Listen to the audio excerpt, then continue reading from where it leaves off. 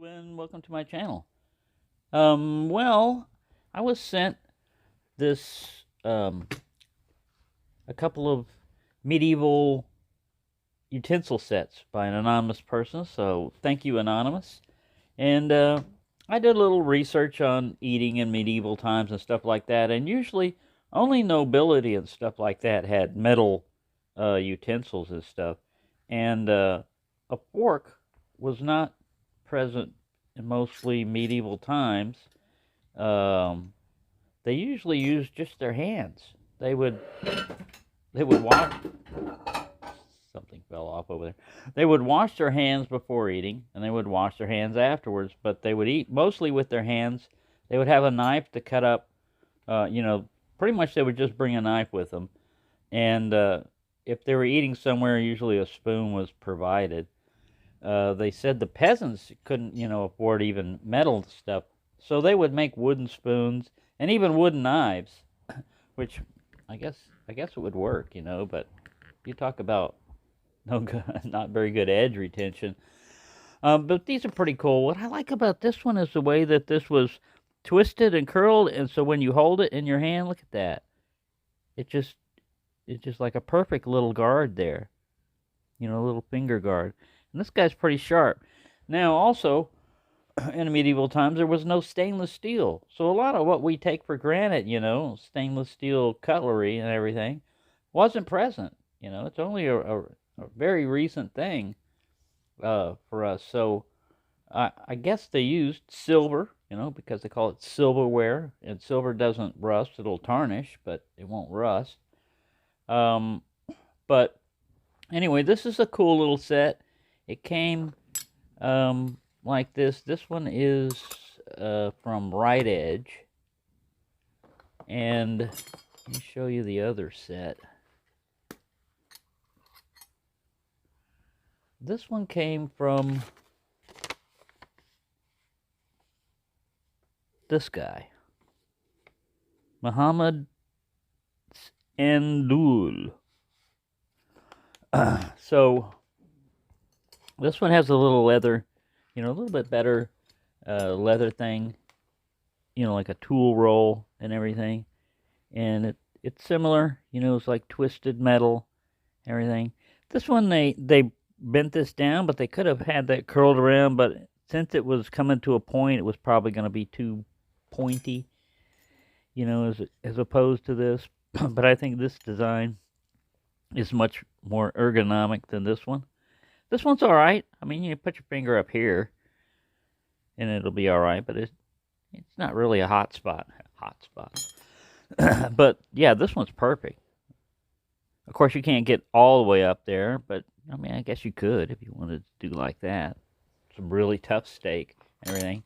And I looked at this, and a lot of this was from the Byzantine era and stuff, where they had cutlery and everything, and they would use picks a lot of times, just something to stab it, And yes, the chopsticks came before the fork or anything like that. Chopsticks were about like 5,000 years ago.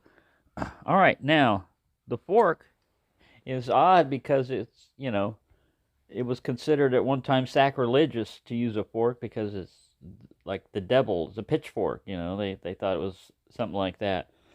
So again, the fork is a relatively recent thing that we have, and it's not always, three prongs and everything. It's something like that.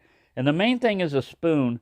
A spoon was one of the first pieces of cutlery that primitive man made, besides their hands and their, everything else, and a knife, because this is what you use to catch liquids and stuff, like soups and stuff. Now, it said that in medieval times, they'd have stale bread that they just mop up the juice with. I think they called them trenchers or something like that. And you would just, eat everything that was solid that you could with your hands, and then you'd mop up the juice with the bread. And it was usually stale bread. I don't know why, but I guess you got to do something with something. But anyways, I thought that was kind of interesting. The way, that we just take for granted. I don't know if that's really a good way to put that in there. none of this is reinforced, and this sucker's sharp. We'll put it like that. Comes, like I said, with a little tool roll. Looks like they're, what is this? I was going to say it looked like it had a belt loop, but not. It's just this little thing right here is your belt loop. On this one here, it's just a little board, you know, with you tie your utensils up. This is kind of a vinyl. It doesn't feel like leather. And then a little strap back here. Yeah, they're pretty interesting. This feels like a pretty good, you know, pretty decent little knife here. Let's cut up Muhammad's stuff with it.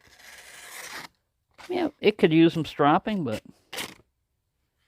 it's got an edge on it in places. It feels sharp all along. All along there, it feels sharp. But yeah, just a cool little set there. And I haven't been doing much videos or anything lately because I've been worried about Buddy, but he came back, so I'm not as worried about him and everything. And I would like to make him a house cat, but I can't. I cannot afford to make Buddy a house cat. I don't have all the money and the fees that it would require to make him a house cat. And he would also have to lose his balls, you know, if he was going to be a house cat. And I don't know. They say that's better for a male cat.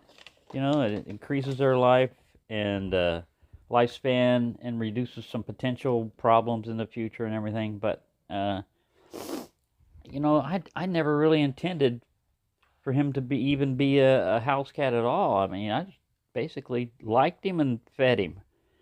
And he, like I said, he's never, he hasn't been around humans before. I mean, I can tell. So, I'm pretty much the only one I think he trusts. But anyways, I'm just glad he's back, and it was really worrying me. It was really bugging me because I'd walk around in the rain. I mean, I had a raincoat on, but still, I'd walk around in the rain looking for him. And cats are going to be hunkered down during the rain. But anyways, there you go. Just a little quick update on the Buddy situation. Thank you for watching, and have a nice day.